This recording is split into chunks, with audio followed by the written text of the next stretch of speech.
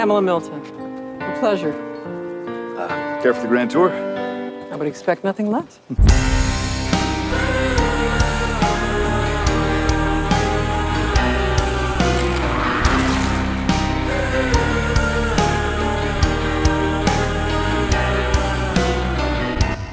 This episode starts off straight away and we already find out that this real Stephanie is Mercer's sister. It's clearly going to play a part in Mercer turning to their side. If he didn't already end up wanting to do that, then his sister convincing him will surely do that. It's also revealed that our real name is actually Max, which I can't say is in the top 10 list of girl baby names. We see a reimagining of those scenes we already saw in part 1 of this real Stephanie looking at the fake Stephanie, which was half sweet, half scary. She started to get a bit weird about it. Pamela and Lance are being escorted to Alexandria to get a tour of all of the communities, and something to note is Lance still doesn't show that same darkness he showed Eugene to Pamela. She still has no idea that that's what he's really like. She catches on to the fact that he might not do this for the Commonwealth, he does it for him, as she obviously doesn't know about his plans to eventually overthrow her. In this episode, there was some symmetry with Aaron in the show to Rick in the comics. Pamela Milton. A pleasure. Care for the grand tour?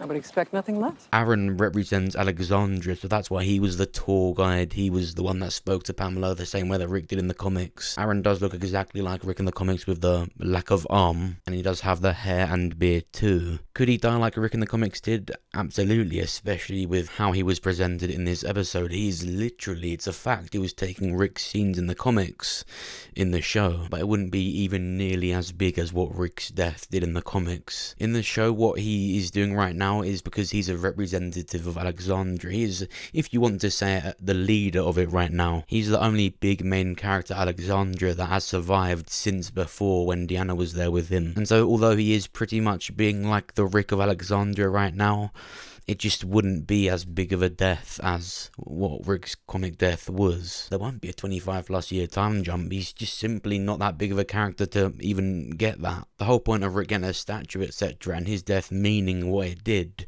was because he had been through all of those events with all of the group. Aaron joined season 5, so it just simply wouldn't do the same thing. But it would just be adapted to where he is killed by Sebastian. It made him the isolated character when Gabriel went over the edge and killed Maze. You know, late season 10, early season 11, they tried to shift it a bit onto Aaron, and so made Gabriel a bit more of a stricter character, a more cold person. Then of course there's a scene where Pamela talks about Deanna. Now what I love about this, back when Rick first joined Alexandria, Deanna made him and Michonne wear police outfits, and on the side it said the Commonwealth, and so it made you think there could have been some kind of affiliation. Now we didn't actually get that completely from this, but we do know that Pamela knew Deanna, which is great in itself. It was like a pocket of nostalgia. One of the episodes that really felt like it was in the final season. But it fell.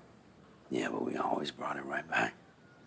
There was a really odd scene with Pamela where it felt like an 80s music video. It was weird. Only went to the beach. Calm down, love. Thought she was going to start singing. This quite odd scene where Pamela goes to the beach is actually a complete adaptation from the comics. This whole episode was a really near exact adaptation from issue 181, where Pamela hadn't been to the beach in a long time, so it was a nice little scene. Maggie is no stranger to giving cringy dialogue here and then, but I liked her in this episode.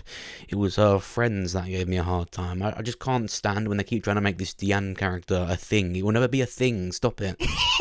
It's so cringy. Look at them all dirted up. Feel sorry for them. They've been through it. How did she get that face full of mud? They tried way too hard to make you think they don't shower at Hilltop or something. Ezekiel was really cringy as well. I just want to completely skip over where he finds out that Carol helped him get pushed up the list for his surgery. I'm just not interested. Just take the fucking surgery. This episode and episode 11, Eugene by far has had the best scenes. Rosita comes and sits with him, and there was a nice little scene where they talk about when they first met. Again, it's a very nostalgic episode. It almost relied on that. Although I wasn't overly keen on Lydia even existing in that scene just then, it is cool to see her talk with Daryl when you think about the season 9 time period where she was with him being protected from the Whisperers. Really cool time to look back on now.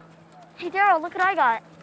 Oh my God. Of all things you could have done to Glenn's son, and you bashed him on the head. Just when you might think Lance just wants to overthrow Pamela, there's no evil intent. In this episode, he straight up just starts looking evil and manipulative. That's what he did in this episode. It's all about him manipulating Maggie. There's a lot more to him than just wanting to overthrow Pamela. There's a lot more darkness to it, I think. And then you've got Maggie that just straight up doesn't trust them. You might think that would be annoying, but I feel like that's why I like her more now, because before she was bitchy and the show didn't acknowledge it. You got to treat her like a superhero, but now it's almost like I'm commending the indifference, because she's actually right to be like this. She shouldn't really trust Lance. It's her doing this that will delay whatever he's got planned. She figures out that the attack was a setup and they just wanted to make themselves look good, so she denies the Commonwealth offer. You know, in those choice-based games where every decision you make leads to something massive? Yeah, well, Lance will remember that. Diane.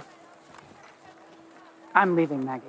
Oh no. Anyway, Pamela says to Lance, basically, you can still work on this, but if your work at the Commonwealth starts to get affected by it, then there will be consequences. And he takes that and straight away goes out into the woodlands and starts shooting zombies. And it just makes me laugh, because it was like he was taking his anger out on it. He had a straight face. And instead of saying something that would get him in trouble to Pamela, that's what he did to get ready. He prepared himself for his upcoming mischievous antics that will no doubt result in a lot of tragedy for the other characters. Notice how it was Aaron that went out to go and talk to him to make sure everything's clear. He's definitely 100%, it's not even a theory, he took Rick's comic scenes and he looks exactly like him. So the best way I could put this is, if he does have Rick's death, which is looking like he could right now, it would be a mini Alexandria version of it. He is like Rick in the comics in the way that he's a representative, the main leader of Alexandria.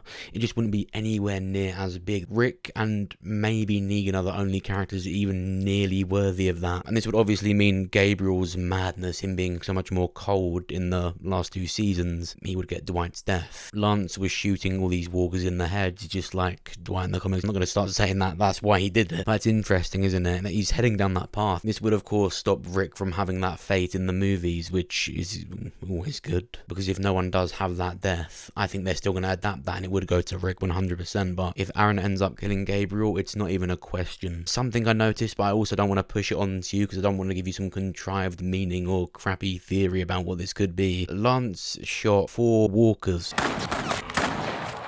In 4 episodes time, it will be episode 16. That could be where Dwight's comic death happened, and it's interesting because Lance is killing the zombies exactly how Dwight's killed in the comics. It could be Aaron if it's Aaron and Gabriel, but let me know what you think down below. What do you think of this episode? Do you think any of this will happen? It was good, it was okay for me, it's just personal preference. I don't really get too giddy over scenes like this. I found it a bit cringy, but it's always nice to see when it's nostalgic, and it really felt like an episode in the final seasons, and it didn't let the previous episodes of this part of the season down at all. What do you think of it? Make sure you comment down below and let me know what you think. Press the like button if you enjoyed this video. Check out this one where I talk about Rick Grimes actually being immune. If you're skeptical of that idea or think it's impossible, watch this. I think I can change your mind. Watch this video where I talk about what I think is going to happen in Better Call Saul Season 6, the release date. I break down the latest trailer and talk about the inevitable appearances of Walter White and Jesse. And watch this video, it's edited from my first live stream where I decided to play Daisy properly on the PC for the first time, and it was all live and someone joined my game and pretended that they were Rick Grimes. Go and check it out. Thanks for watching, I'll see you soon. She starts doing a Windy Wendy impression from Breaking Bad. Why do you trust these people?